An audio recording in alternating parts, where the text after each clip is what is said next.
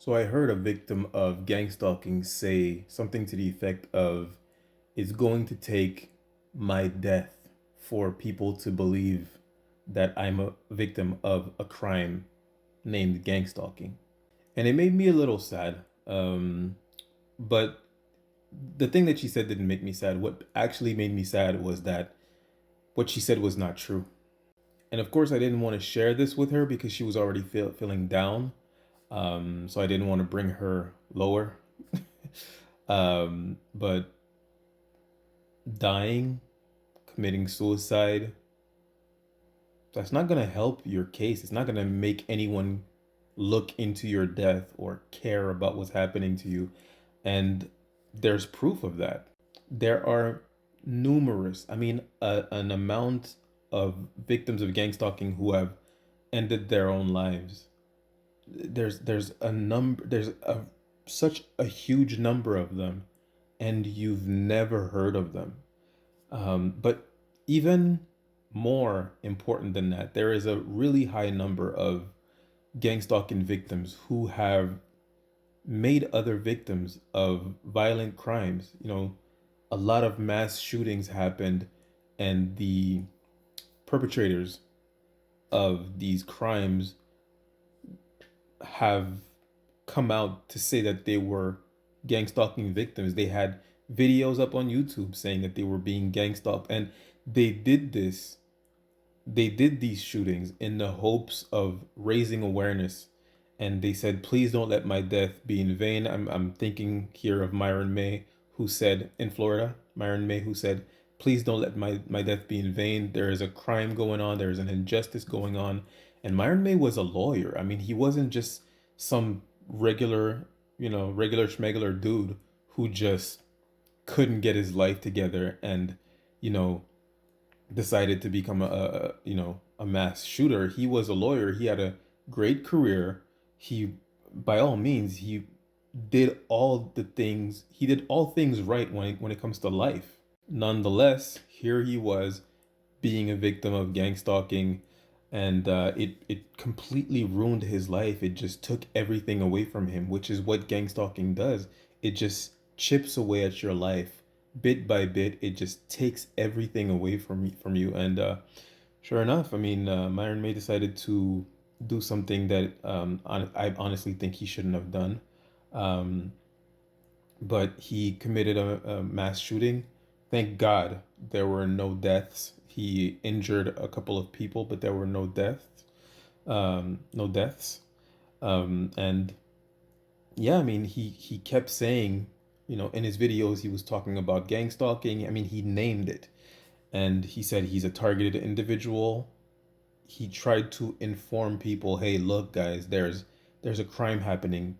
They're framing people. They're making them out to be horrible people when it's not true, and these are innocent, tortured individuals." And they're basically rallying people to carry out their torment, their torture, their silent torture. And these torture tactics all have plausible deniability, so it's impossible to prove that it's actually happening to anyone. You're just kind of suffering in silence, and everybody's looking at you and only seeing the results of it, which is you lose your job, you lose your home, you lose your friends, you lose your family, you lose everything. And no one can pinpoint to what happened. So they just look at you and say, "Well, it's your fault." Yeah, these type of things don't happen to people randomly. So everything is your fault. And he just decided, "I'm gonna be a martyr. I'm going to be sacrifice to raise awareness for gang stalking." And he went to a college campus in Florida and just opened fire on people. And I mean, as I'm telling you this, think about this. As I'm telling you this, have you ever heard of Myron May? I think it's of course, gang stalking is a great injustice, but I think it's an even more sad tragedy to think that Myron May gave his life away to raise awareness for something that is happening to thousands. hundreds of thousands of people worldwide, and it served almost no purpose. I mean, a drop in the ocean. And I'm really convinced, that a lot of these a lot of these shootings that happen, a lot of these mass shootings that happen, oftentimes the perpetrators have links to the perpetrators' families, at the very least, have links to um, intelligence agencies, secret intelligence agencies, whether it be FBI, CIA, DHS, you name it, NSA, and none of that is investigated. Of course, the media doesn't cover any of that. They just cover this person did this, this person seemed to be troubled, but no one looks into the things that are being said by these people. I was even looking at Cam Newton's podcast, the football player, and he was interviewing Sammy, an R&B singer who had a hit back in, I believe, 2006. And his mother was complaining about being gang stalked, and it dampened his relationship with his mother. She became paranoid. She would tell him and his siblings whenever they came over, turn your phone off. I'm being spied on. They're spying on me through my phone. They're spying on me through my TV, my smart TV. And of course, these things are not believable. So, you know, her children probably didn't believe her. They thought that she was,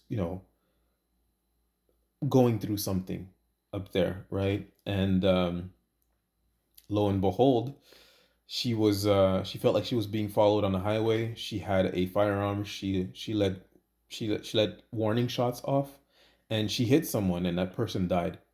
And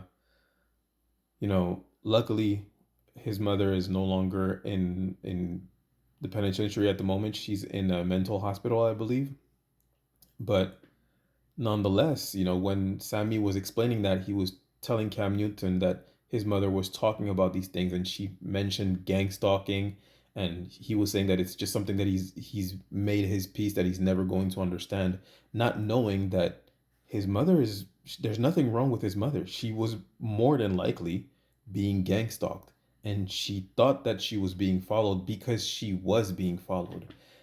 But you never heard of this story. You never heard of these people, and even if you heard of his story, um, you've never heard of gang stalking.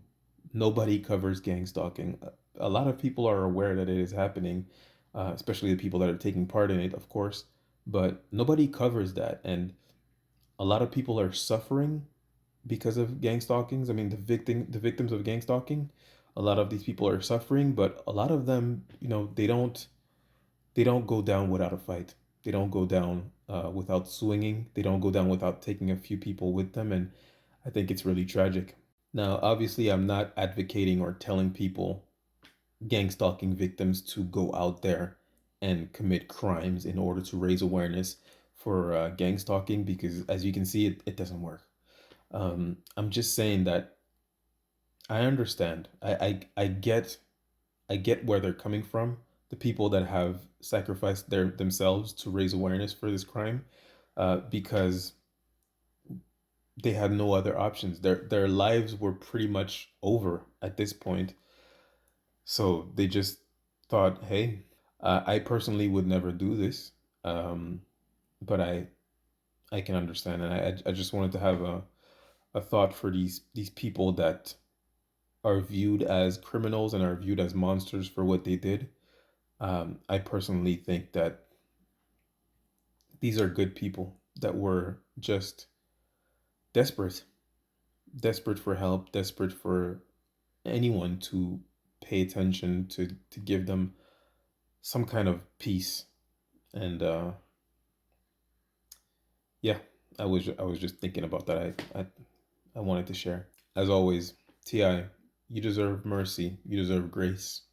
Love yourself first, always. This is the war against narcissism, guys. Salute.